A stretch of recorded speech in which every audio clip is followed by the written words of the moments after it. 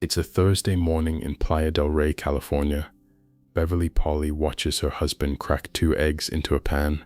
He adds bacon. He toasts bread. He eats standing at the counter, wiping his hands on his pants, humming something under his breath. Then he climbs back into bed and turns on the radio. 40 minutes later, Eugene Polly gets up, walks into the kitchen, and cooks bacon and eggs again. Eugene has no memory. A virus erased most of his brain 2 years ago. He doesn't remember that he ate. He doesn't remember his wife's name most mornings. He doesn't remember who the president is. He doesn't remember that he used to work with satellites. He doesn't remember that he has a son named Michael. But he remembers how to cook bacon and eggs. He remembers where the frying pan is. He remembers how to walk down the hallway to the bathroom, even though he couldn't draw you a map of his house to save his life. And the reason why is about to rewrite what science thinks it knows about you. In the fall of 1992, Eugene was 70 years old, retired. A satellite engineer who had spent most of his adult life soldering circuit boards and arguing about voltage regulators, husband of 40 years, a father, and then one afternoon, standing in his own kitchen, he mentioned to his wife Beverly that he was looking forward to their son's visit. Beverly said, "Which son?" Eugene stared at her. He had no idea who Michael was. 24 hours later, Eugene was in the emergency room with a temperature of 105, throwing up, delirious, so dehydrated a nurse had to sedate him just to get a needle into his arm.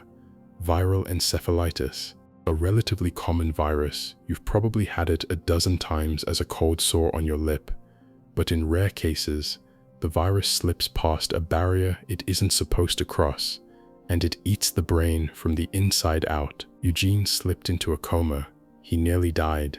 When he finally woke up 10 days later, a scan of his skull showed something no doctor wanted to see: a 5-centimeter crater of empty tissue near the center of his head. The virus had destroyed his medial temporal lobe, a sliver of cells no thicker than a walnut, the place where memory lives. Eugene came home from the hospital.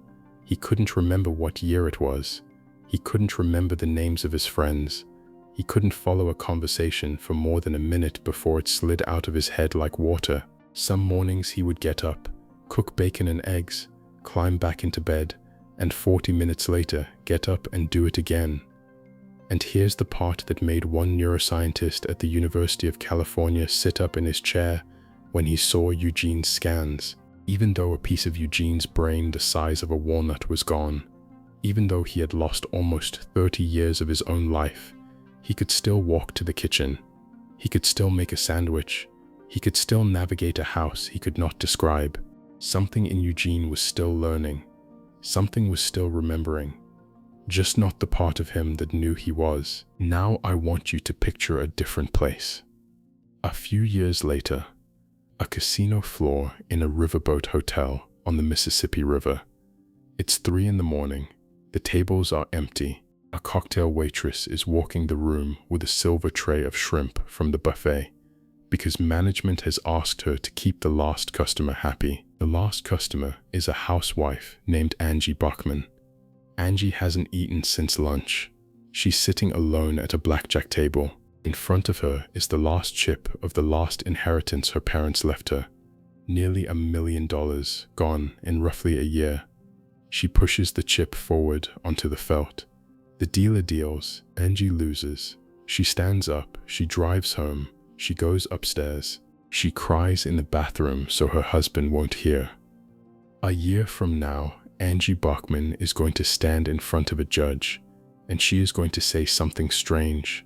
She is going to say that the woman at that blackjack table wasn't really her.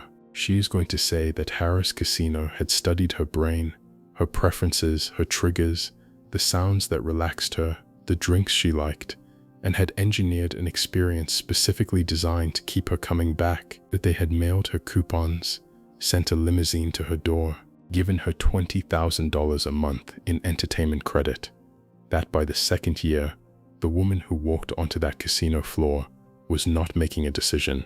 She was running a loop, and the judge is going to have to decide whether she's right. A year after Angie's verdict, A man in Wales named Brian Thomas is going to make almost exactly the same argument in almost exactly the same kind of courtroom, and he is going to receive the opposite answer. By the end of this video, you're going to know what those two courts decided, and I promise you, you're not going to walk away from it without having to decide something uncomfortable about your own life along the way.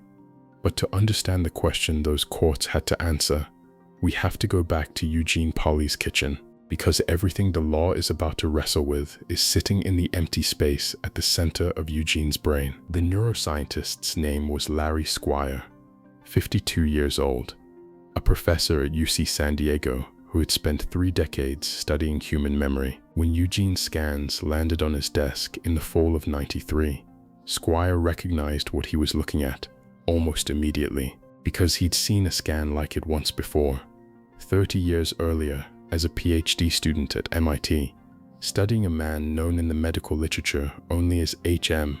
HM had been a teenager with severe epilepsy. In 1953, a surgeon cut into his skull, lifted up the front of his brain, and sucked out his hippocampus with what was essentially a long straw, because doctors at the time believed that's where the seizures were coming from. The seizures stopped, but HM also stopped being able to form new memories. For the next 55 years, until his death in 2008, every person HM met was a stranger. Every room he entered was new. Every song he heard for the 100th time was, to him, the first. HM was one of the most studied patients in the history of neuroscience. And now, here on Larry Squire's desk, was another brain with almost the same hole in it. Squire drove out to meet Eugene, sat down across from him, asked him how old he was. Eugene said, "Oh, 59, 60 maybe." He was 71. Squire asked him what year it was. Eugene guessed badly.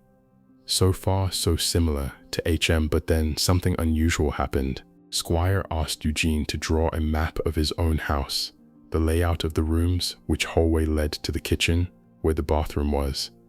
Eugene couldn't do it. He stared at the piece of paper. He said, "I'm not really sure." And then, while Squire was typing notes on his laptop, Eugene got up from his chair, walked across the living room, went into the hallway, opened the bathroom door, used the toilet, washed his hands, and walked back to his seat. A man who could not tell you where the bathroom was had just walked to the bathroom. Squire set up a series of experiments. He gave Eugene puzzles, one in particular called the mirror tracing task. You have to trace the outline of a star, but you can only see your own hand in a mirror, so every motion is reversed. It's maddening the first time. Most people take 15 or 20 tries to get it right. Every morning, Squire would bring the puzzle to Eugene's house. Every morning, Eugene would look at it like he had never seen it before in his life. Because he had no memory of yesterday. But every morning, Eugene got faster. Within a week, he was doing it in seconds. Within 2, he was better at it than most healthy adults. Eugene didn't know he was learning. He couldn't tell you he had ever seen the puzzle before. But somewhere in the ruin of his brain, something was learning without him. Squire needed to know where. The medial temporal lobe, the place the virus had eaten, was where memories were supposed to be stored. That much was established science, but Eugene was living proof that somewhere else in the brain, another kind of learning was happening. Quieter, independent. A different group of researchers, 3,000 miles away at MIT, was at exactly the same time about to show Squire where that second kind of learning lived. The lead scientist there was a woman named Anne Graybiel. Her lab was running rats through T-shaped mazes. The rat starts at the bottom of the T, runs up the stem, and at the top it has to choose left or right. A piece of chocolate waits on one side, nothing on the other. Graybiel's team had threaded microscopic electrodes into the basal ganglia of each rat. The basal ganglia is a golf ball-sized knot of tissue buried deep beneath the cortex. Older than memory, older than language, one of the most primitive structures in the mammalian brain. Nobody was really sure what it did. Graybiel wanted to find out. The first time a rat ran the maze, its brain lit up everywhere. every neuron working overtime. Is this wall smooth or rough? What does the air smell like? Is there a sound behind me?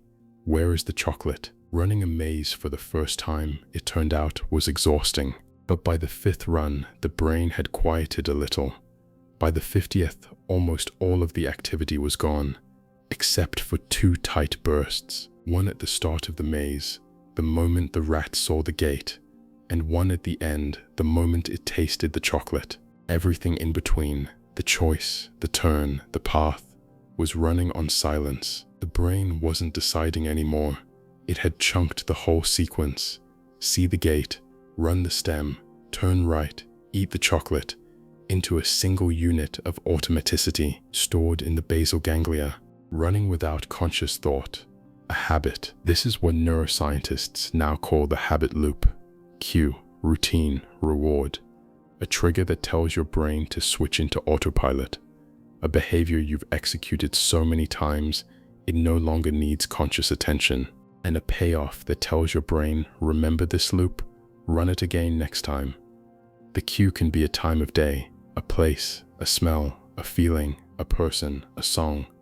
The routine can be almost anything you do repeatedly. The reward can be a bite of food, a hit of nicotine, a rush of social approval, a small relief from anxiety. It doesn't matter what the specific ingredients are.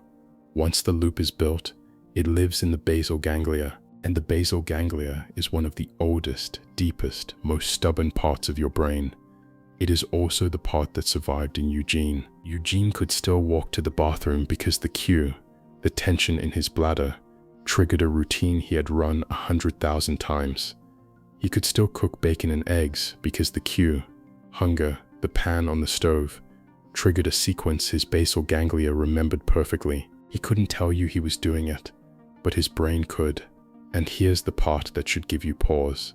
Because you have a basal ganglia too. Researchers at Duke have estimated that more than 40% of what you did today was not, in any meaningful sense, a decision. It was a habit. The route you took to the kitchen this morning, which hand you picked up your phone with, what you reached for first when you opened the fridge, how you held your coffee cup. None of that required you to be present. You could have been almost anywhere in your head, and your body would have done it all anyway. Roughly half of your life is being run by the part of your brain that would keep running your life just fine if a virus came through tomorrow and ate everything else. Let that sit for a second. Almost half of what you do in a day is Eugene. The good news is that's not a bug, that's a feature. Your brain is one of the most energy-hungry organs in your body. It weighs about 3 pounds and burns roughly 20% of every calorie you eat. If your brain had to consciously weigh every single action, which shoe to put on first, how hard to press the toothbrush, which direction to turn the steering wheel at the end of your driveway, you would collapse from the cognitive load before lunch. So evolution did something elegant. It took every behavior you run over and over, and it pushed it down into a deeper, older, cheaper part of the brain. Free up the expensive hardware upstairs for the stuff that actually requires thinking, which is why most of what you did today felt effortless. It was. Your basal ganglia had already done the work. Except for one problem. Let me take you somewhere else. Chicago, 1900. 93% of Americans do not brush their teeth. I want you to picture what that actually meant. Gum disease at epidemic levels. Mouths full of rot. The US Army had just begun listing bad teeth as a reason to reject recruits from military service. A Surgeon General at the time called the state of American dental hygiene a national security problem.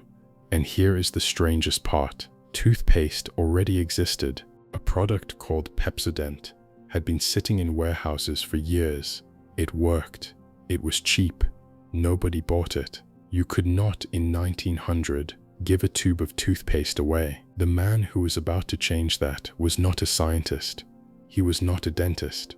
He was not a doctor. He was an advertising copywriter from a small town in Michigan named Claude Hopkins.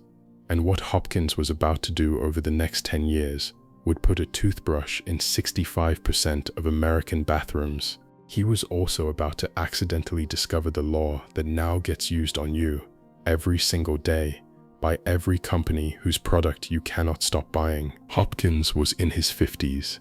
He had built his career making unfamous products famous. A beer brand, a canned meat company, a cereal called shredded wheat. His rule was simple: find a cue that already exists in the customer's life, attach a product to it, and make sure the customer feels rewarded when the product is used. In 1907, a friend who had invested in Pepsodent came to him and said, "Claude, we have a warehouse full of this stuff, and we're going to lose our shirts. Help us." Hopkins went home. He sat down at his desk. He started reading dental textbooks. Most of it went over his head. He was not a scientist, but one phrase caught his eye in a footnote. Mucin plaques. That was the technical term for the soft film that builds up on the surface of your teeth by the end of the day. The thin, slightly fuzzy coating you can feel if you run your tongue across your teeth right now. Go ahead, try it. Every person reading that footnote in a dentist's office did exactly what you just did. They ran their tongue across their teeth. They felt the film. Hopkins looked at that reflex, and he understood something that changed advertising forever. The film was already there, in everyone's mouth. Right now, he didn't need to manufacture a problem. He needed to draw attention to one that was already waiting. Hopkins wrote his first ad. Just a simple line. Run your tongue across your teeth, you'll feel a film. That's what's making your teeth dull and causing decay. Pepsodent removes the film. Every single reader of that ad immediately ran their tongue across their teeth. Every single reader felt the film. Hopkins had just installed a cue. Millions of people, all at once, suddenly noticing something on their teeth they had been walking around with their entire adult lives. But a cue is not enough. A cue only points at a routine. For a habit to stick, for people to actually buy Pepsodent and keep buying it and reach for it every morning without thinking, Hopkins needed a reward, something the customer's brain would remember. So Hopkins added 2 ingredients to the Pepsodent formula: mint oil and citric acid. Here's what you need to know about those ingredients. They do nothing to clean your teeth. They have no meaningful dental benefit. They were included for one reason and one reason only. They make your mouth tingle. That cold, sharp, slightly burning sensation you feel after you brush. The feeling we now instinctively associate with a clean mouth. That feeling is not cleanliness. It is citric acid and mint oil reacting on the surface of your tongue, and your brain cannot tell the difference. Within 10 years of Hopkins' campaign, Pepsodent was one of the best-known consumer products on Earth. Americans were buying it in volumes no one at the company had ever dared to project. Hopkins' ads made him a millionaire several times over, and 65% of American bathrooms now had a toothbrush sitting on the sink. A couple of years before he died, Hopkins wrote a book explaining what he called his 2 laws of advertising. Find a simple cue, deliver a clear reward. He believed to his last day that those 2 laws were the whole story. He was right about most of it, but he was wrong about the most important part, and nobody figured out what the most important part was until nearly a century later. Fast forward, 1990s. A team of researchers at Procter & Gamble is sitting in a laboratory in Cincinnati, looking at brain scans of people brushing their teeth. They are trying to understand exactly why Pepsodent works, because they are trying to build another product that uses the same formula, and so far it is failing. The product is a household spray called Febreze, designed to neutralize odors in fabric. Technically brilliant. Scientifically, one of the best consumer products P&G had ever developed, and nobody was buying it. Same warehouse problem Hopkins had run into 80 years before. So they pulled up the brain scans of Pepsodent users, and they saw something Claude Hopkins never could have seen, because the technology to see it hadn't existed in his lifetime. The instant the subjects felt the film on their teeth, the moment the cue appeared, their brains released a spike of neural activity, a chemical signal, a pulse of dopamine. Not after they brushed, not during the brushing, before. Their brains were already firing the reward before the toothbrush had moved an inch. The craving was not a response to the behavior. The craving was causing the behavior. Take a second with that. Hopkins thought he had built a two-step loop: cue, reward. What he had actually built, without knowing it, was a three-step loop: cue, craving, routine, reward. The cue doesn't just point at the routine. The cue fires a neurochemical hunger, a pulse of anticipation that demands the routine be run. And this is why you cannot stop checking your phone. Your brain is not rewarding you when you read the message. Your brain is rewarding you when you hear the notification. The ping is the cue. The dopamine is already out the gate before your hand has touched the screen. By the time you have picked up the phone and opened the app, the reward has essentially already been delivered. The scrolling you do afterward is almost beside the point. You are not checking your phone because you decided to. You are checking your phone because a loop somebody else designed specifically for your brain is firing on schedule. Pepsodent was the first. Your phone is the latest. I want you to think, just for a second, about how many products in your life work this way. Mouthwash that doesn't actually need to burn to kill bacteria. Shampoo that doesn't need to foam to clean your hair. Soda that doesn't need to fizz to quench your thirst. Laundry detergent that doesn't need to have a particular scent to get your clothes clean. None of those sensations do what you think they do. But the sensation is the cue.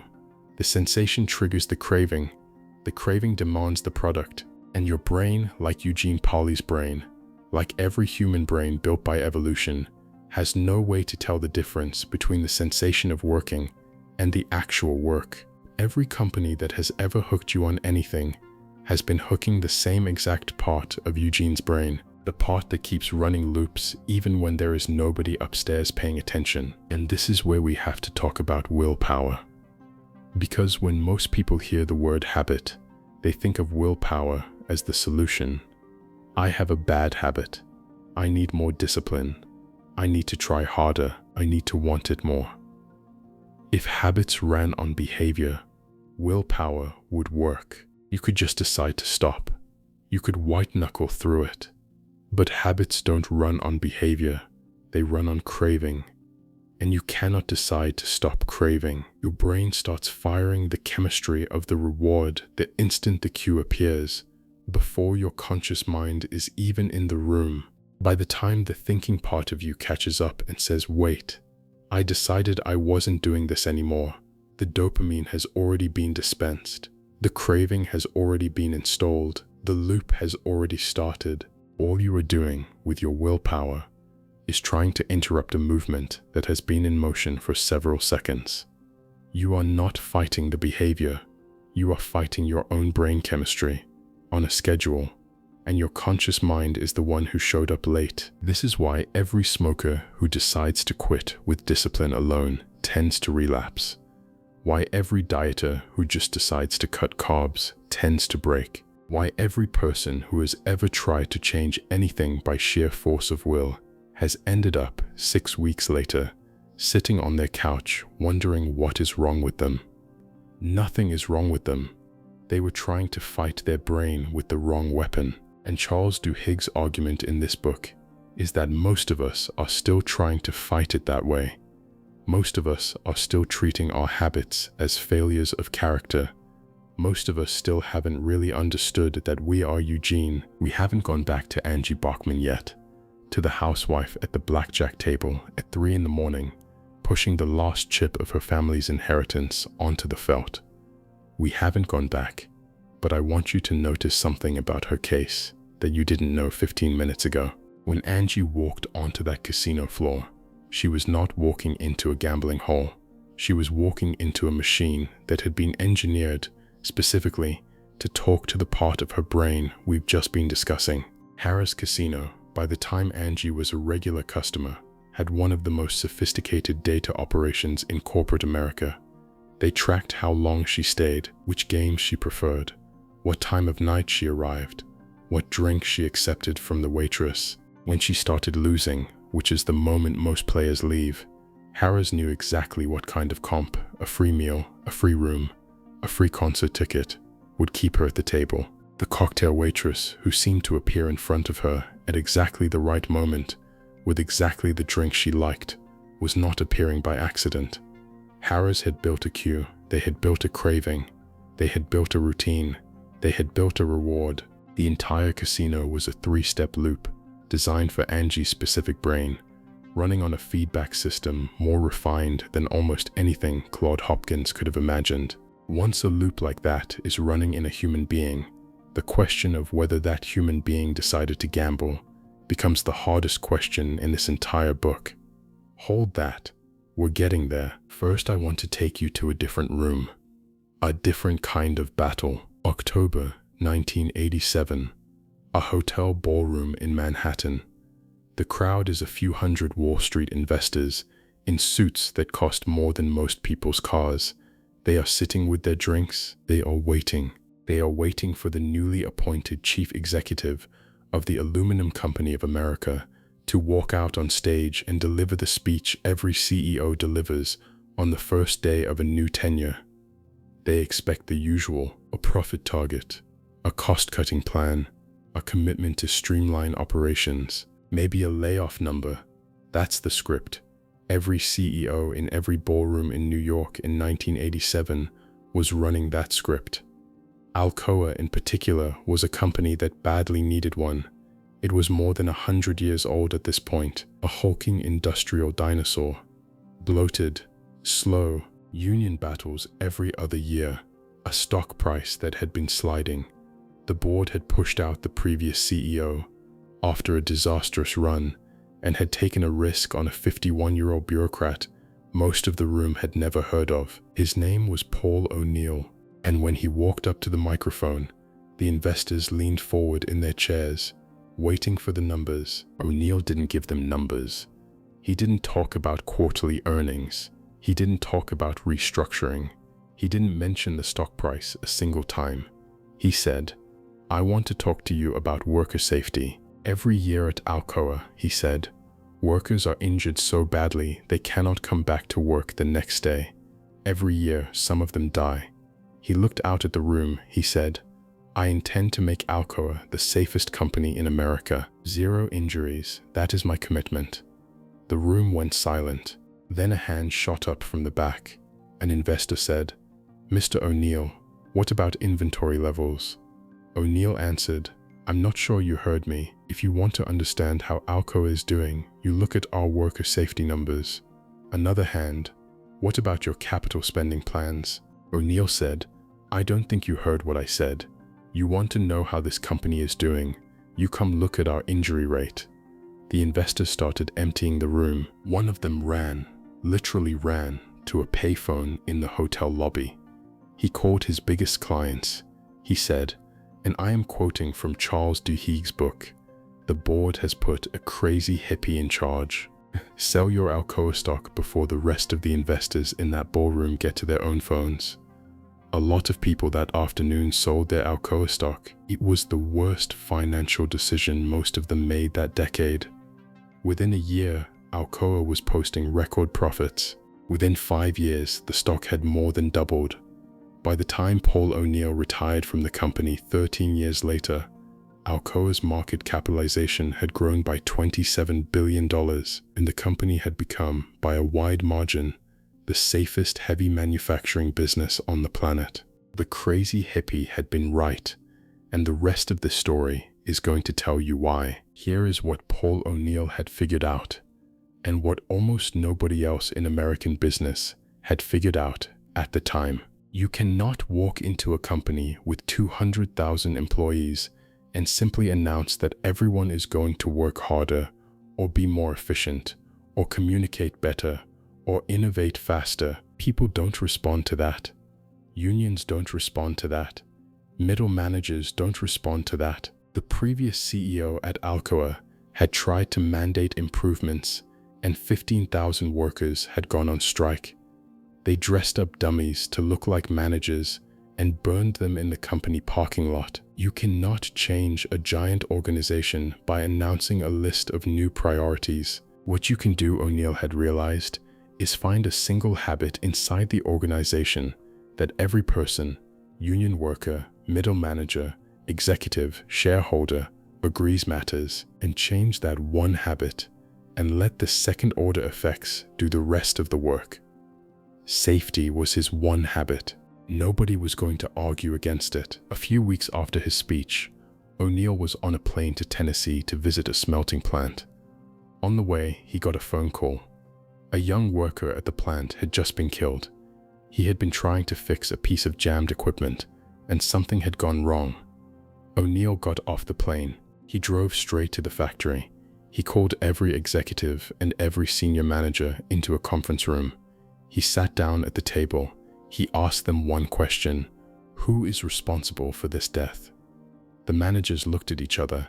One of them said, well, the worker had ignored a safety procedure. Another said he was a new hire. He hadn't been fully trained. A third said his supervisor should have double-checked the machine. O'Neill listened to all of it. Then he said, I am responsible for this death, and so are each of you, because something in the way we run this plant made it possible for a young man to die trying to do his job.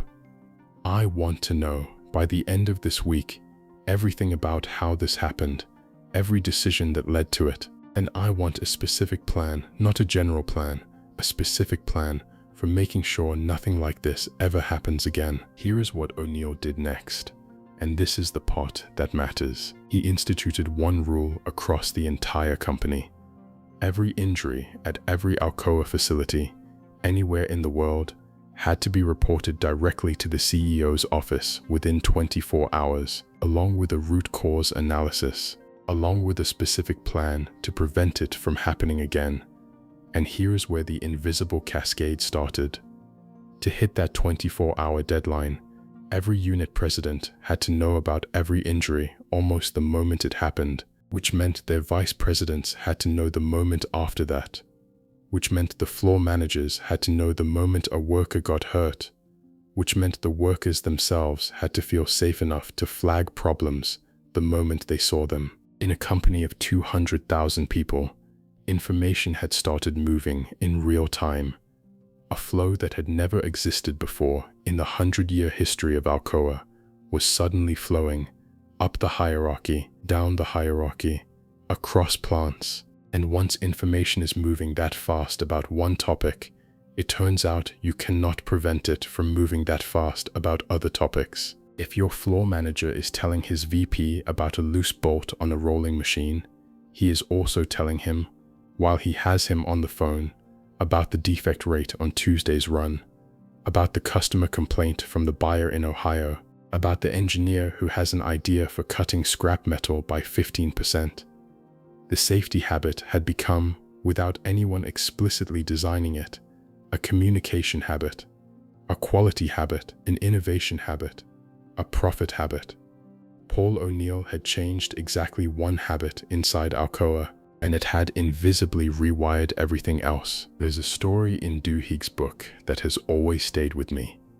A few years into O'Neill's tenure, a nun named Sister Mary Margaret stood up at an Alcoa shareholder meeting. She was a religious order activist who owned 50 shares. She accused O'Neill publicly in front of the entire board of lying to shareholders about conditions at an Alcoa plant in Ciudad Acuña, Mexico. She said workers there were being exposed to dangerous fumes. She said the company's safety rhetoric was a cover. O'Neill listened. He asked if she had personally visited the plant. She had not. After the meeting, he invited her to his office, and then, that weekend, Paul O'Neill flew to Mexico himself. He walked every inch of the Ciudad Acuña plant. He found a problem, not the one the nun had described, but a real problem, a series of fume events that the local managers had not reported to corporate, because the injury threshold was just below the level that triggered automatic reporting. O'Neill came back to the United States. He called Sister Mary Margaret. He said, "You were partly right. There was a problem at that plant. We missed it. I am fixing it now." Inside Alcoa, nobody was surprised that the CEO had personally flown to a factory in Mexico over a shareholder complaint. That was simply the culture the Keystone habit had built. The CEO showing up in a rural town in Mexico To check fume levels was the same habit as the worker on the Tennessee floor flagging a loose bolt. It was the same loop, scaled. Duhigg calls this a keystone habit. A single habit inside a system that, when you change it, invisibly rewires everything else. Every organization has them, every family has them, and every person has them. And here is the part that should make you stop and think. Most of us spend our entire lives trying to fix the wrong habits. We try to lose weight, and we attack the food. We try to save money, and we attack the spending. We try to become happier, and we attack the mood. But the research Duhigg is pointing at, from studies of people who have successfully changed their lives in dozens of different contexts, suggests that the habit most people actually need to change is never the obvious one. It's the one underneath.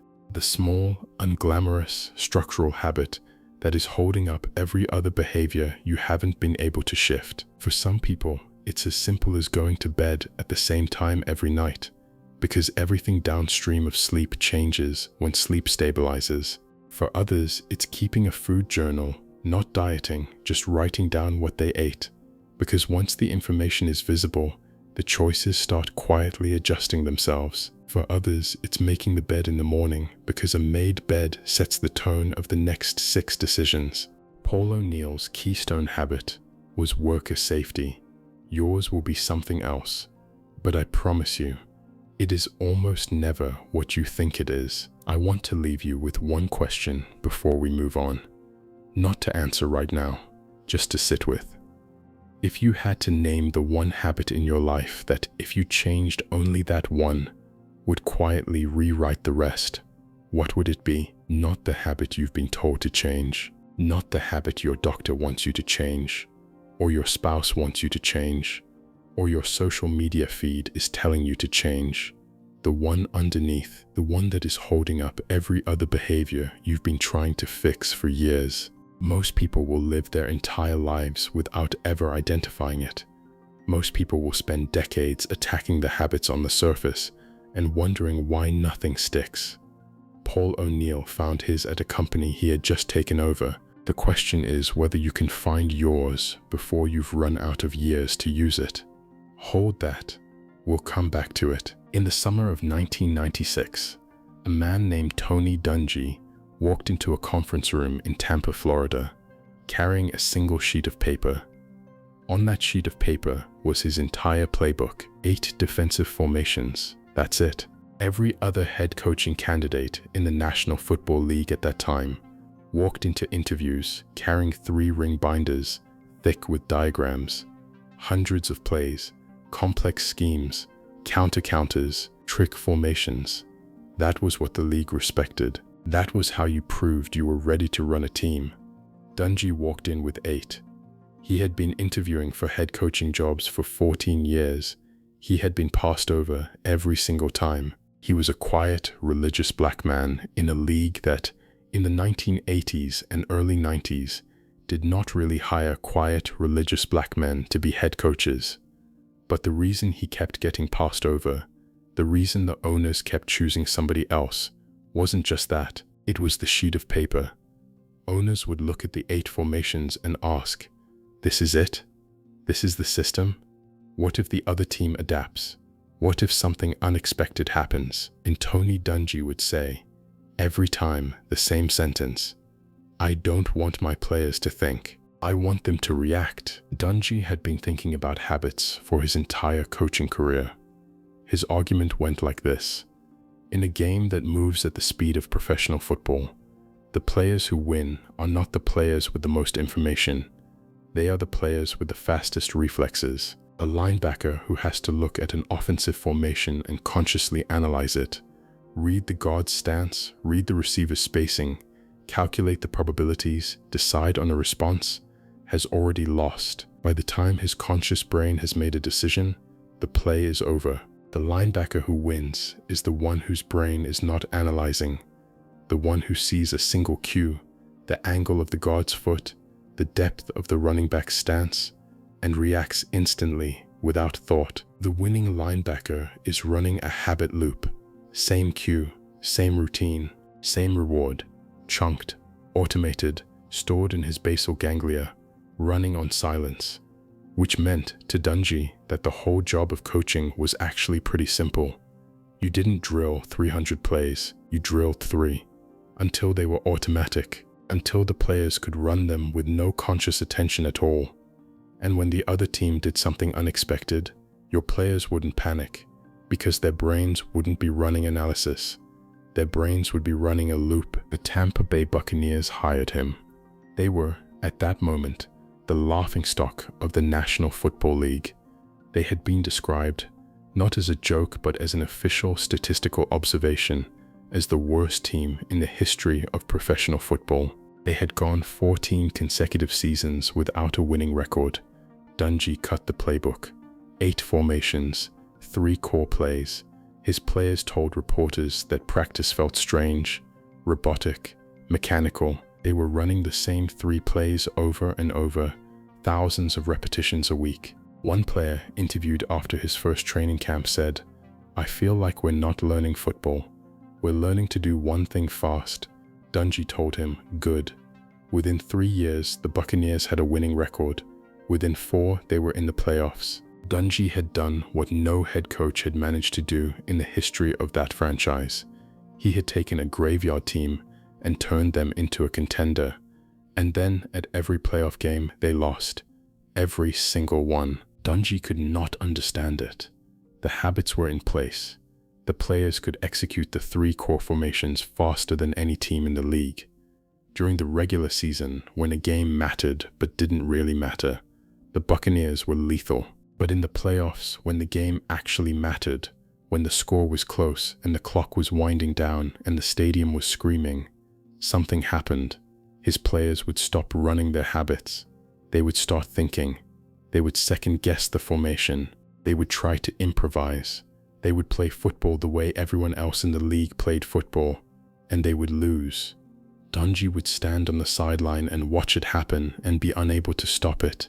3 years in a row. 4 years in a row. At a certain point, the ownership ran out of patience. In 2001, after another early playoff exit, the Buccaneers fired him. 14 years of interviewing, 6 years of rebuilding. Fired.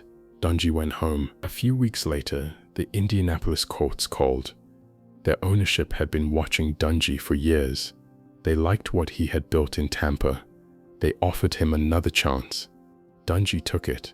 Brought the same playbook, brought the same philosophy, brought the same 8 formations and the same 3 core plays, and the same thing happened.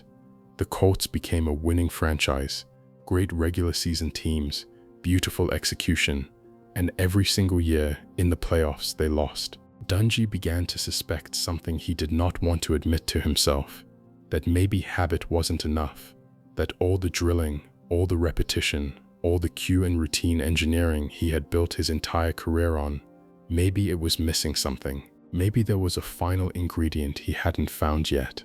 And then, in December of 2005, Tony Dungy's 18-year-old son Jamie was found dead in his apartment in Tampa. Suicide. Duhigg took 2 weeks off from football. He flew to Florida. He buried his son. He sat with his wife. He sat with his other children. And at some point during those 2 weeks, something inside him shifted. Not a strategy, not a play, not a formation, something deeper. Duhigg came back to the Colts in January of 2006. His players say he looked different, spoke differently, walked differently. He did not change a single thing about the playbook. He did not add a single new formation. He did not drill a single new cue. But his players, the ones who had known him for years, started saying that when Tony Duhigg told them something, they believed him in a way they hadn't before. The man standing in front of them had lost his son and had walked back into the building anyway and was asking them to trust him. That was the final ingredient. 1 year later, January 21st, 2007, the AFC Championship game, Indianapolis Colts against the New England Patriots. The Patriots had ended the Colts' season in the playoffs 2 years running. The winner goes to the Super Bowl, the loser goes home. By halftime, the Colts are losing 21-3, 18-point deficit, against the team that has twice before ended their season. No team in the history of NFL conference championships has ever come back from a deficit that big. The game is effectively over. The Colts walk into the locker room. The noise from the stadium is filtering through the walls. They sit down. They wait for their coach to say something. Tony Dungy looks at his players. He does not talk about the plays. He does not re-diagram the formations. He does not criticize the first half. He says one thing. He says, "Get your sword ready, because this time we're going to win. This is our game. It's our time." The Colts come out of that locker room in the second half, and they do not think. They execute. They run the same 3 formations they have been running for years. They rely on the cues. They trust the habits. Everything they have drilled, every 1,000 repetitions over every 1,000 practices, comes back online. Their first drive, they go 76 yards down the field in 14 plays and score a touchdown. 3 minutes later, they score again.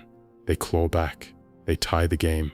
They trade scores with the Patriots, point for point, inch for inch, through the entire second half. With less than 4 minutes left in the game, the Colts score the touchdown that puts them ahead 38-34. 60 seconds left. The Patriots get the ball. 60 seconds is an eternity in professional football. Tom Brady, the Patriots quarterback, has won entire games in less time. Brady moves the ball halfway down the field in 15 seconds. With 17 seconds on the clock, the Patriots are in scoring range. A Colts cornerback named Marlon Jackson is standing 10 yards off the line of scrimmage. He looks at his cues, the width of the gaps between the Patriots linemen, the depth of the running back stance. Both cues tell him the exact same thing. This is going to be a pass play. Tom Brady takes the snap. He drops back. He cocks his arm. Jackson is already moving. His brain has already made the read. He cuts across the field. The ball arrives. Jackson plucks it out of the air, tucks it into his chest, slides to the ground. Interception. Game over. The Colts have won. 2 weeks later, they win the Super Bowl. Peyton Manning lifts the Lombardi Trophy above his head. He tells the crowd, "We did this for our coach." Dungy turns to his wife and says, very quietly, "We did it." And then he goes home. I want you to notice what Dungy did not say in that locker room at halftime. He did not say, "Run the right plays." He did not say, "Remember the formation." He did not say, "Focus on your cues." His players had been hearing that from him for 10 years. The cues were already there. The habits were already built. The routines had already been drilled into automaticity. What his players did not have yet, what they had never had yet, was belief. Belief that the habits would hold when it mattered. Belief that the system would work in the moment the whole world was watching. Belief that the man who had designed it was somebody they could trust with the biggest moment of their career. And the only reason they found that belief in January of 2007 was because the man standing in front of them had just lost the most important person in his life and had come back anyway. Duhigg calls this the golden rule of habit change. You cannot erase a habit. You can only replace it. Keep the same cue, keep the same reward, insert a new routine in the middle, and even that is not enough. For the new routine to hold under pressure, for it to survive the moment when your willpower runs out, when the craving hits, when the stadium is screaming, you have to believe the new routine will actually work. And belief almost always comes from a group, from watching somebody else do the thing you are trying to do, from a community that has already gone through it, from a moment, usually a crisis, often a painful one, that forces you to stop doubting and start trusting. Alcoholics Anonymous works this way. You cannot think your way into sobriety, but you can sit in a church basement in folding chairs and listen to 12 other people who used to drink as much as you did explain how they stopped. And at some point sitting there, you start to believe. And once you believe, the same cue that used to trigger the bottle starts triggering a phone call to your sponsor instead. Same cue, same reward. relief from craving, new routine, held in place by belief, born of a group. Dungy's Colts won the Super Bowl the same way AA gets alcoholics sober. The habits were never the problem, the belief was. Which brings us back to Angie Bachman. We have been away from her for a long time now. The housewife at the blackjack table at 3 in the morning. The woman who lost $900,000 of her family's inheritance. The woman who would soon stand in front of a judge and ask a court to rule that the loop she had been running was not, in any meaningful sense, hers. Everything on the table in front of her case is now sitting in front of you. A loop she did not install, a craving that was engineered by a casino with a database built specifically for her brain. A keystone habit she never found because nobody ever taught her how to look for one. A belief system, a group, a crisis-born certainty of the kind that Tony Dungy's players finally found in a locker room in 2007, none of which she had access to, because nobody in her life had ever shown her that habit change required them. The question is no longer whether Angie Bachman had habits that ran her life. Of course she did. You do too. I do too. 40% of everything we did today was a habit. That is not in dispute. The question is whether Angie Bachman is responsible for what her habits did. Angie Bachman was in her late 30s when she walked into a casino for the first time. She was a housewife in a small town in Indiana, 3 daughters, a husband who worked in IT, a father who had been a truck driver, and a mother who had worked nights. Angie had grown up lower middle class and had married into middle class.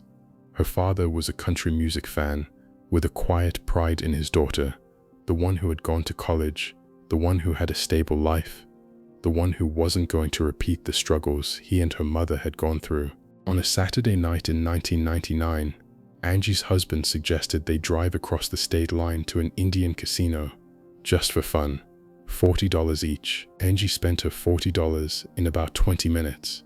She watched her husband play blackjack. She found it interesting. She asked the dealer a few questions. She went home. The next weekend, she went back, alone. For the first 2 years, it was small.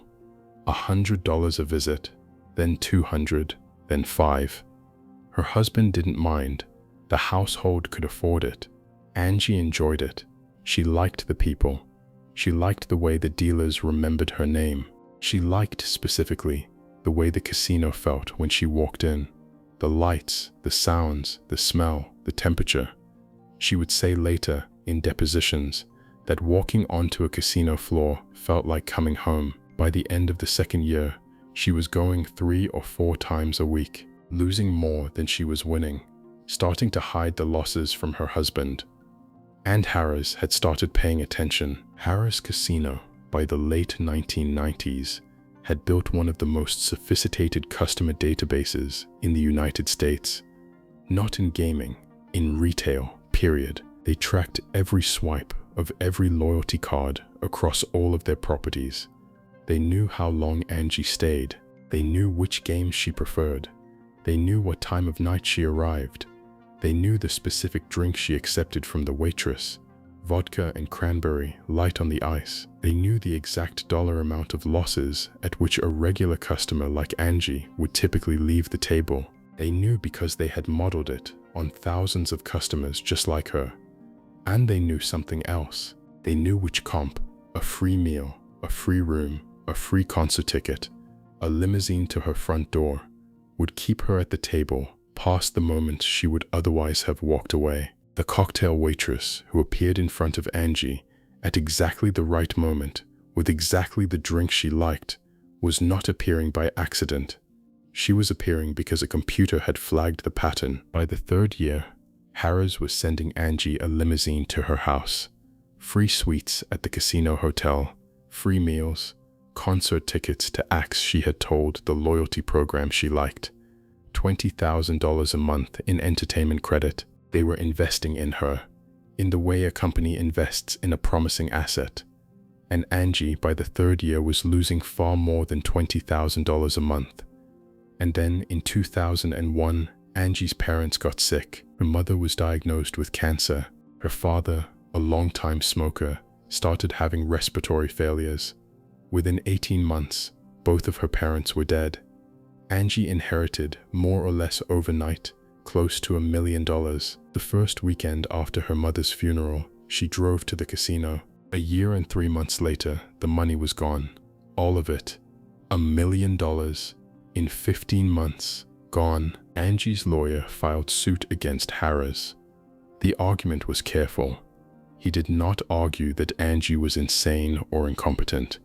He argued something more specific. He argued that Harris, using the data in their loyalty program, had known that Angie was a compulsive gambler. They had modeled her behavior.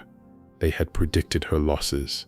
They had specifically, and this is the word that matters in the court transcripts, specifically engineered an experience designed to exploit a pattern they knew her brain could not resist. And when she had tried to stop, when she had at various points told herself she was done, Harris had sent the limousines anyway, had mailed the coupons anyway, had called her with offers for new comps anyway. The lawyer's argument was that, by the third year, the woman walking onto that casino floor was not making decisions.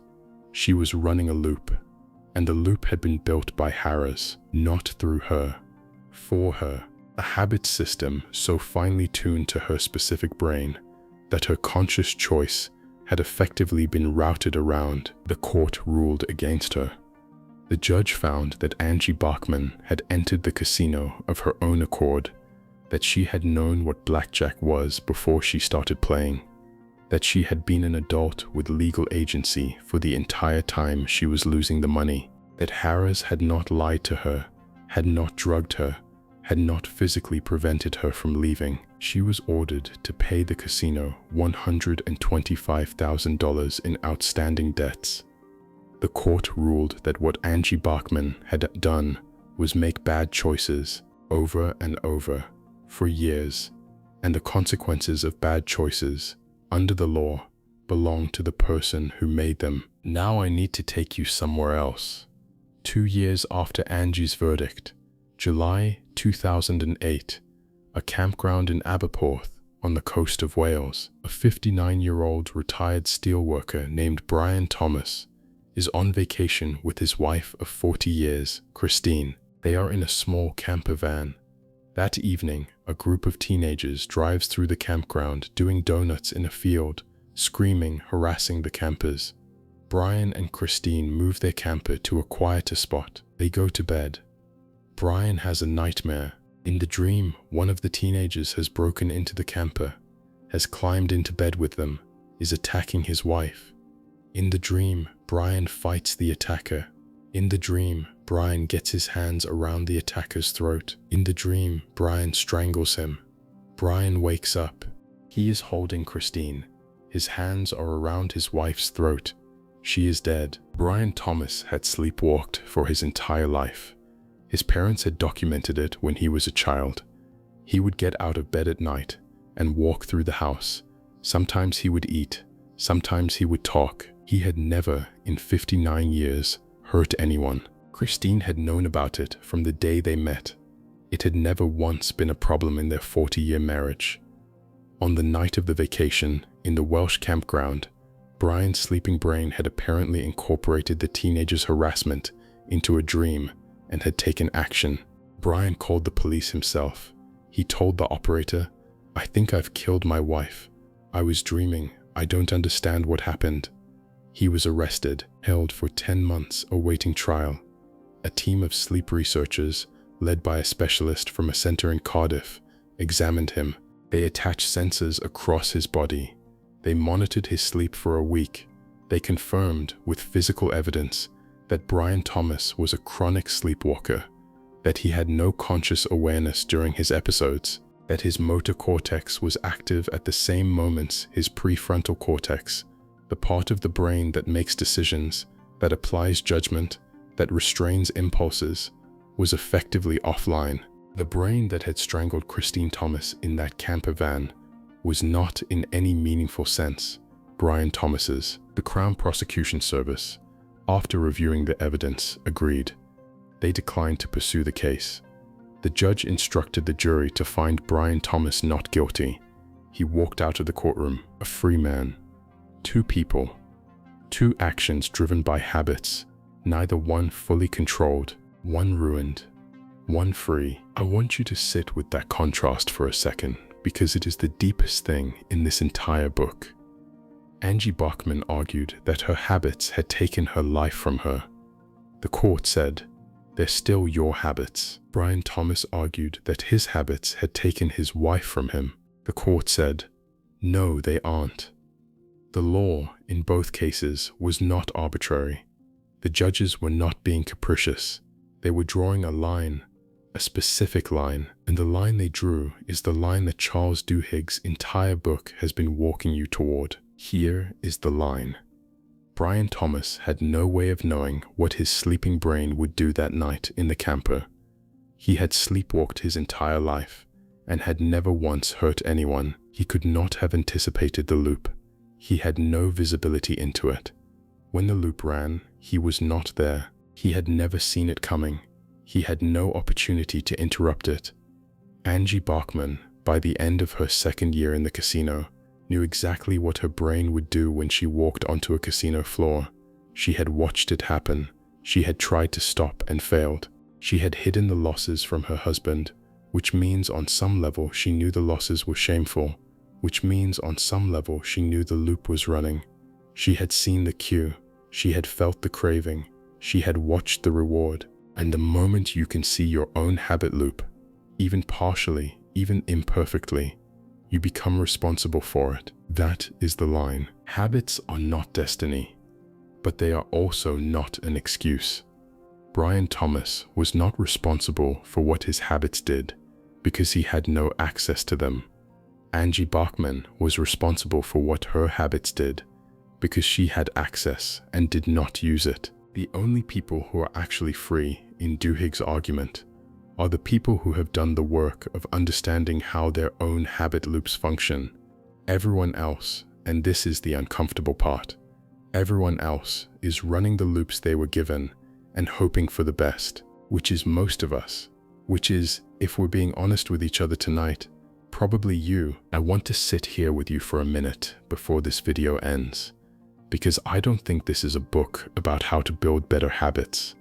I know that's how it gets sold. I know that's what the cover promises, but that is not what this book is actually about. This book is about a more uncomfortable thing. This book is about the fact that most of us are, most of the time, Eugene, cooking bacon and eggs, 40 minutes later, cooking bacon and eggs, running a loop we did not design, in a body we did not choose, in a brain that is doing its best to save energy by routing us through patterns we installed years ago and have never bothered to inspect. The products we buy were engineered to hook us.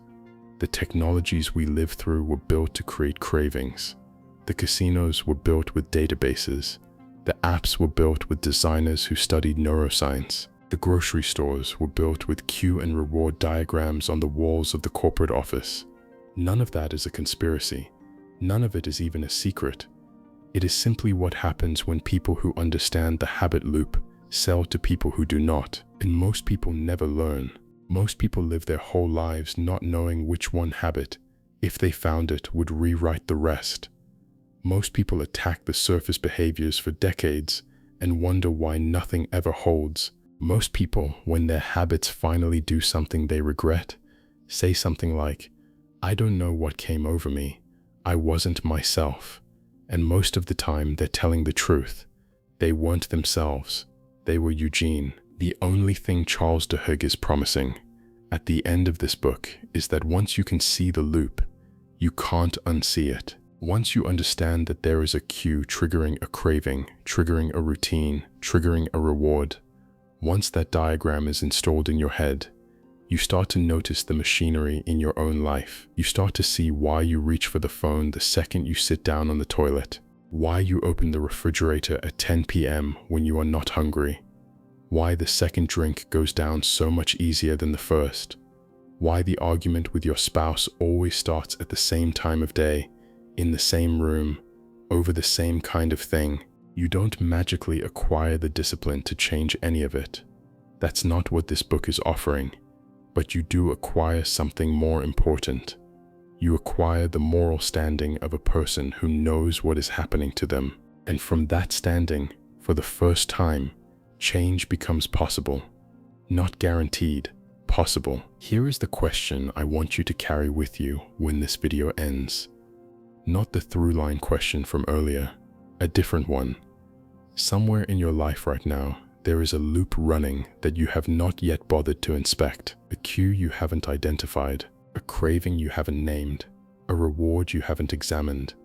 It might be something small, the way you eat when you're alone, the way you spend the last hour before bed, the tone you take with the person who loves you most when you are tired. You have an opportunity this week, not someday, this week, to sit down for 10 minutes and write down exactly what that loop looks like.